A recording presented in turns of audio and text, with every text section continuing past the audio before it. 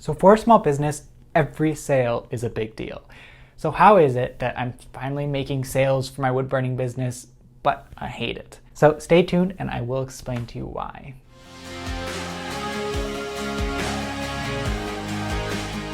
Okay, so before I dive into the very specifics of why I'm making a bunch of sales but hate it, I do want to backtrack to my last vlog. So for those of you who have been watching my previous videos and my last vlog, I took a behind the scenes video of what it takes to go to an art show, and not just any art show, but what it takes to go to an art show during COVID and all the things that are going on. So I showed, we're all wearing masks, the tents are separated, it's outside, which actually rained, and I got to show all that. But at the very end of that vlog, I kind of sat down and opened up how I was feeling at the end of that show. And it's kind of personal, I'm not gonna lie. I kind of just explained that I was feeling very sad and kind of uncertain of what I wanted to do going forward. I had person after person, even a couple artists, walk up to my artwork and marvel at the amount of detail and amount of work that they saw in my wood burnings. And then they'd walk away without purchasing anything. I clearly created something that people saw as amazing, but it wasn't something they were willing to purchase for themselves. So at the end of that show, I just was like, I'm not making any sales. I made just enough to cover the cost of the art show, and that was it. Understand that point at that art show, which was in September of this year in 2020, it was an accumulation of the entire year. To fully understand where I'm coming from, we have to go all the way back to the beginning of the year. I basically laid out my schedule and had like a dozen art shows that I was going to attend through 2020. I was ready to go. I had been running my art business for a while now. I've gone to shows in the last couple years and had gotten everything pretty solidified. I had started making sales. I felt like I had a fairly good product, and then I was just going to hammer it out at art shows. I just needed to get my name out there. So March is when I first started, or at least I was planning to first start. I was going to do an art show here in Michigan, Canterbury Village. They have a beautiful castle there. And I was asked by people running the art show to do an interview on live TV with a local TV station, Fox 2 channel. I was thrilled, like this is really cool. There's an indoor art fair happening in Lake Orion in a beautiful place inside a castle. Joining us to talk about the Canterbury Village's new Art in the Castle event is artist Colin Hunt. Colin, welcome. Thank you for having me. It's going to be a fun show because I actually know some of the other artists that are going to be there, and it is a lot of jewelers, painters, sculptors, and obviously wood burning will be there. Beautiful. And so it's going to be a fun show there at the Canterbury Village art show this weekend. I can't believe that this is a coaster. This is so lovely. Such a lovely piece of art. So I went and I did the interview. It was like that 30 seconds of fame and something I can kind of brag about. I did that Monday. That Friday, I wake up to go to the art show and set up everything for the weekend.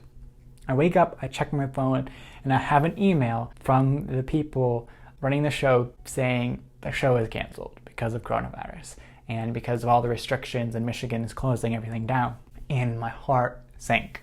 That feeling of like, I'm about to do this amazing thing for this weekend. I did a TV interview and like, now people have seen my work. I got a show on live TV, what I do. Then that was it. All to kind of disintegrate and disappear, and no sales from that TV interview. Like if only it was like 3 days later, it would have just been way better. I wasn't going to give up. So my brother, who is my business partner, we both invested in a business called Marketing 360. One of the things that they did do that was amazing was they increased my SEO. Basically, SEO is how your website shows up online when somebody Googles certain words.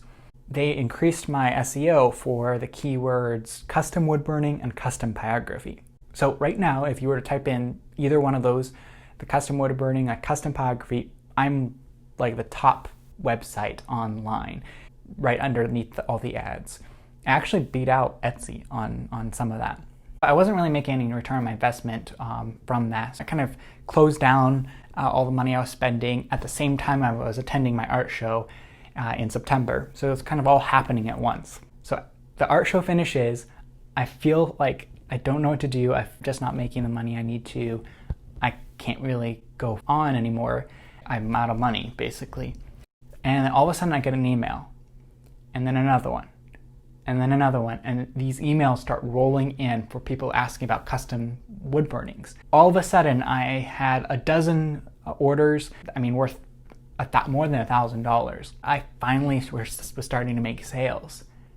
And that is how I'm sitting here feeling like I'm doing it, in the sense I'm making money, but at the same time hating it, because this is not why I started my wood burning business. I didn't start Xulon burning to create custom pieces. I don't want to create portraits of people's dogs for long term. Like, that's not what I want to do. I don't create wood burnings for the sake of wood burnings. The whole purpose I started this business was to use my experience growing up in Africa. For those of you who don't know, I did grow up in Zambia. I moved to the US for college. And so all my artwork is trying and striving to capture that beauty and for people to enjoy in their home, just have like a piece of Africa in their home. I have this I am finally making sales, but it's not what I wanted.